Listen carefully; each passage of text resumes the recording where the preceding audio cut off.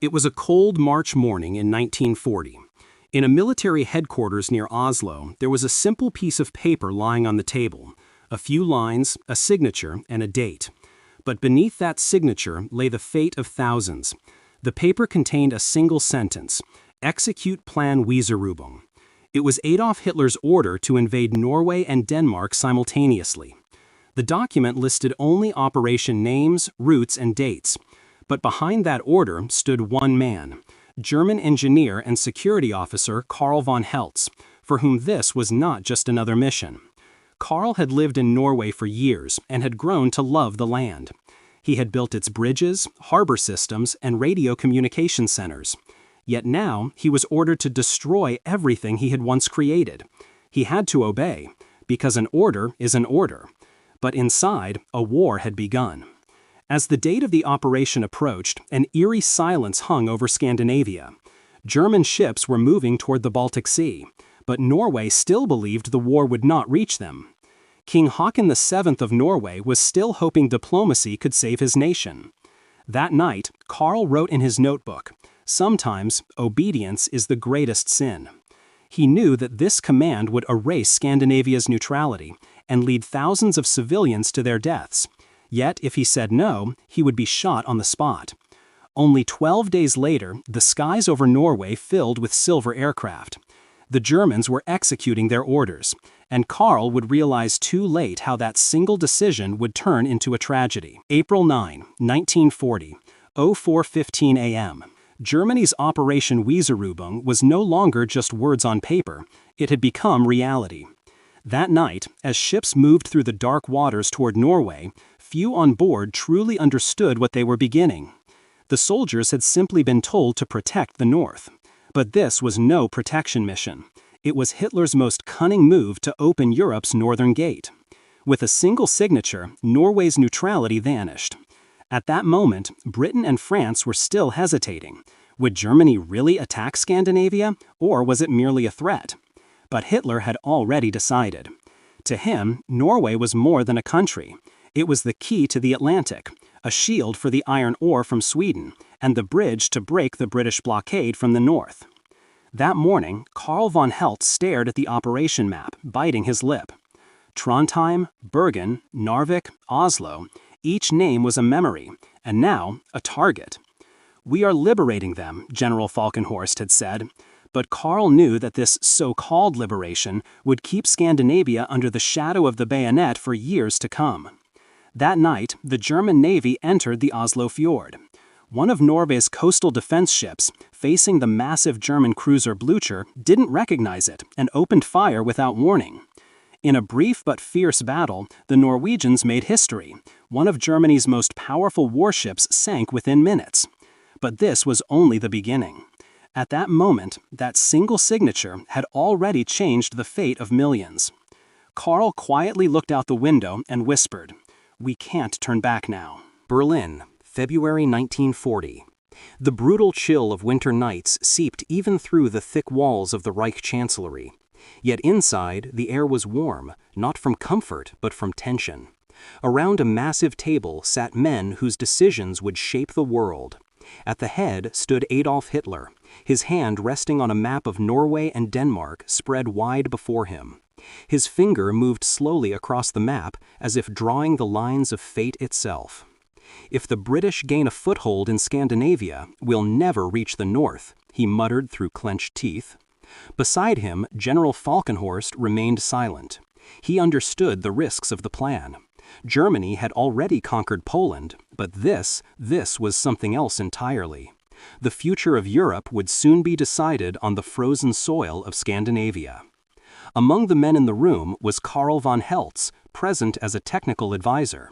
His duty was to provide detailed layouts of Norway's harbors, bridges, and defense systems. Yet as he laid the blueprints on the table, his hands trembled. Each line, each bridge, each port was his creation, and now those same structures would be used for invasion. Hitler broke the silence. "This is merely a military necessity," he said coldly. "History demands it of us." The room fell silent again. No one objected. No one asked, "What will this lead to?" Notes were taken, documents signed, and the operation was given a name: Weserübung, the Weser exercise. As Carl walked out into the dim hallway, he stopped for a moment. The clock on the wall read 22:13. Later that night, he wrote in his journal, "Sometimes history is written in silence. No voices were heard in that room, yet the fate of millions had already changed." The night of April 8-9, 1940. Silence reigned over the Baltic Sea. Dozens of German warships cut through the dark waters like shadows, their engines muffled by the cold wind. The night was so quiet that some soldiers mistook the faint crack of colliding ice for distant cannon fire. But no one spoke. They had only been told one thing: by morning you'll be in Norway. How or why, none of them knew. Most of the soldiers were young, many not even 20 years old. They had been told it was a defensive mission, that the British were preparing to seize Norwegian ports, but no one could quite explain who was defending whom. On every ship, the same feeling lingered: fear and uncertainty. On board the cruiser Königsberg, Karl von Heltz stood silently by the railing, watching the horizon. Far ahead, faint lights shimmered along the Norwegian coast. He took a deep breath. Those ports, those harbors, he had built them with his own hands. Now they were targets. One officer beside him smiled and said, "The Norwegians will welcome us as liberators." Karl said nothing. He knew better. This was not liberation. It was the end of peace. Meanwhile, on shore, Norwegian guards still stood calm and unalarmed. The radio carried nothing but diplomatic chatter. King Haakon VII and his ministers believed the threat of invasion was unlikely. No one knew that this quiet night would be written in red across the pages of Scandinavian history. Around midnight, a radar operator spotted something: a cluster of moving dots rapidly approaching on the screen. "Sir," he called out, "there's a lot of light activity at sea." His commander shrugged. Probably British ships, nothing to worry about. But it was already too late. Beyond the dark horizon, an army of 80,000 German soldiers was preparing to land.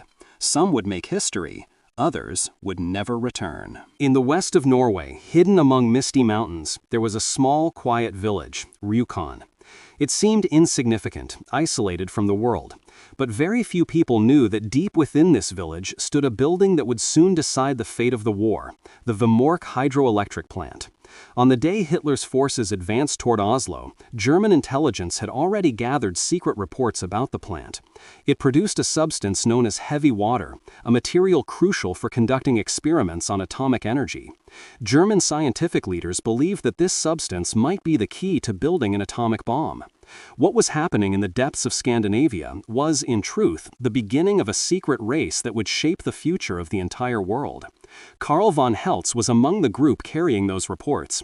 His task was to assess the Vemork plant systems and protect its electrical networks.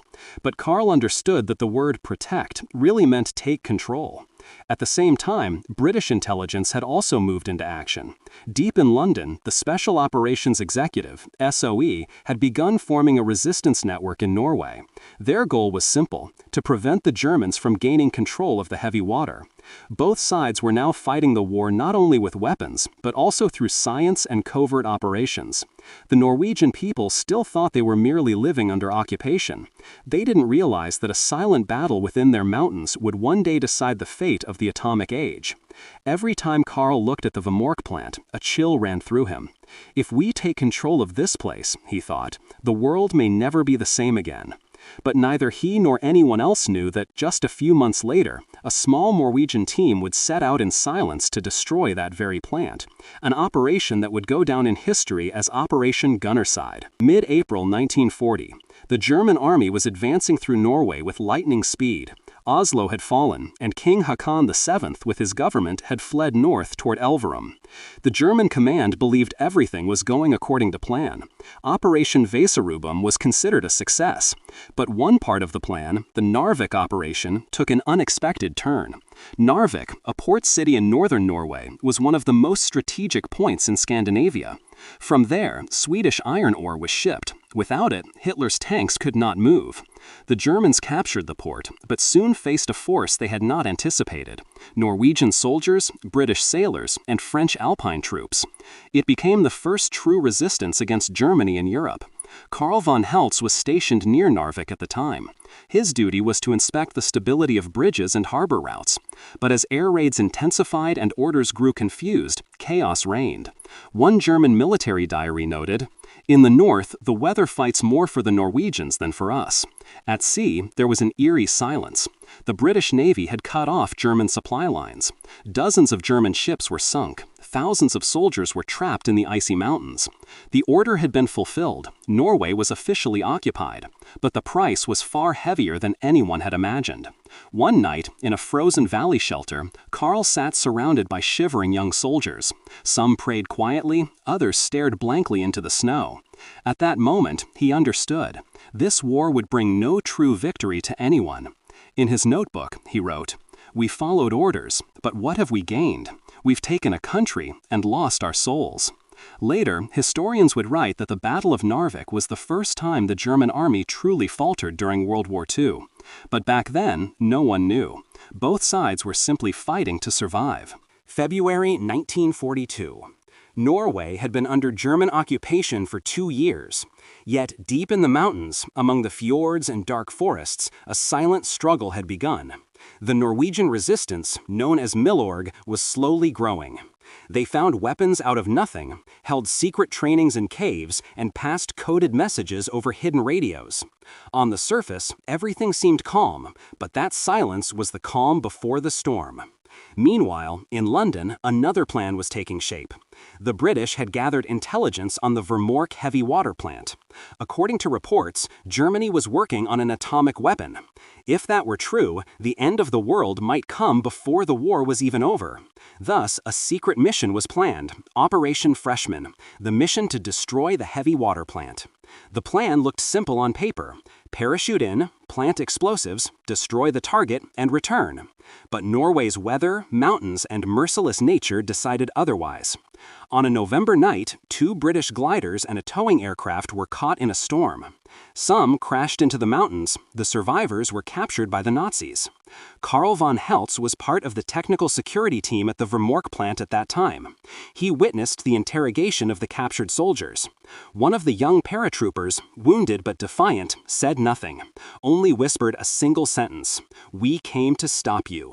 The operation had failed, but it was a terrifying signal to the Germans. Someone out there knew about their most secret project.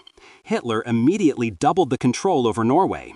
Spies appeared in every village. Patrols guarded every mountain. But what no one realized was that this failed operation was only the beginning. 1 year later, in the winter of 1943, a new group, Operation Gunnerside, would pick up the same mission and carry out the most precise sabotage in history. That night, Karl wrote in his notebook, "Sometimes revenge makes no sound. It simply comes and changes everything." February 1943. The wind in the Norwegian mountains was sharp enough to break bones. Yet that night, something was stronger than the storm: absolute silence. No dogs barked, no doors creaked. Because someone was coming. Not for victory, but for history. A 6-man Norwegian sabotage team, Operation Gunnerside, had been secretly trained in London and parachuted into Norway. Their mission was summed up in one sentence: destroy the heavy water plant at Vermork. If you fail, there is no return. The operation was so secret that even in England it was marked as a Plan B. The group trekked through the frozen wilderness for days, hungry, sleepless, and frostbitten in 20 degrees. Every step had to be silent. They hid beneath snow at night, moved by the sound of the wind by day. They had no help, no radio, no supply drops, only willpower. Inside the plant, Karl von Heltz was still serving as an engineer. For months, he had been tasked with guarding the facility, yet his conscience burned within him. The German scientific command was regularly shipping containers of heavy water to Germany. Karl knew this wasn't just for energy experiments. Every drop was part of a new kind of weapon, perhaps the world's first atomic bomb. February 27th, 1 a.m. The plant was quiet. Then, faintly, a distant click echoed. Someone unlocked a door.